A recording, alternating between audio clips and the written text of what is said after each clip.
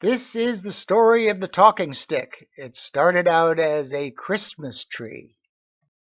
So I left it out in the shed for, I guess, a year and pulled it out of the shed. It was really a bad tree. It was crooked, and I was hesitant whether it was really worth saving.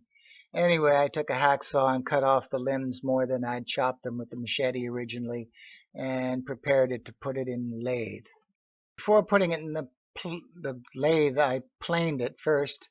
This beautiful heart came out. I was so happy with it. I wanted to save it. It's really cool how things pop out of your work. That's just wonderful.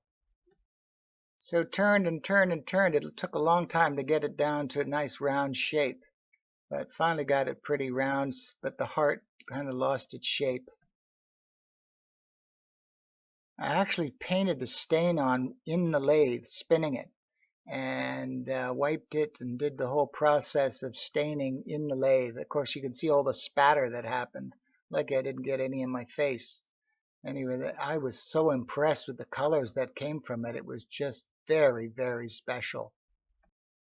Yeah, I took it out of the lathe and stained the end, but then I decided to put these brass caps on that I'd saved for like 50 years from our home in Paradise. My mom had bought them, I thought, to repair a chair of my father's that that anyway that needed these studs to hold the leather to the chair. They have a pin in the middle. Anyway, I put a lot of epoxy on it and then pushed it onto the end of the wood. So I decided to wrap copper wire around the middle to cover up an imperfection, actually a crack. The whole thing had a little crack down the middle, and the worst part was in the middle. Anyway, I had recovered this wire from bilge pumps that I was recycling the materials. And I used epoxy and used a weight to hold the glue tight. And then I snipped off the the copper, and after it had hardened, and then did the other side. Yeah, I really liked the way the brass looked at the end. And I guess this is probably sprayed. This is making the base. This is wood my brother sent from Bermuda, brought down one Christmas, and I decided to make a nice rest for the talking stick to be on.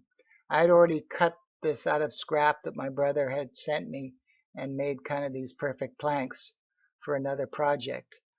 And so there it is in construction. I had a little problem with the wood splitting when I put the brass brad through, so I squeezed it in the vise and glued it. Then I decided to paint a little black around the center to cover up the joint. On the bottom, I used a punch and made four rubber uh, feet to keep it from getting moisture under it, and put an explanation that it was a Christmas tree, and the stick was a Christmas tree, and that the base was Bermuda cedar, and who made it. The last touch was to add a shell from Rose Island and to show that it came from the Bahamas, some tropical place where shells are popular. It's funny, shells were once used for money.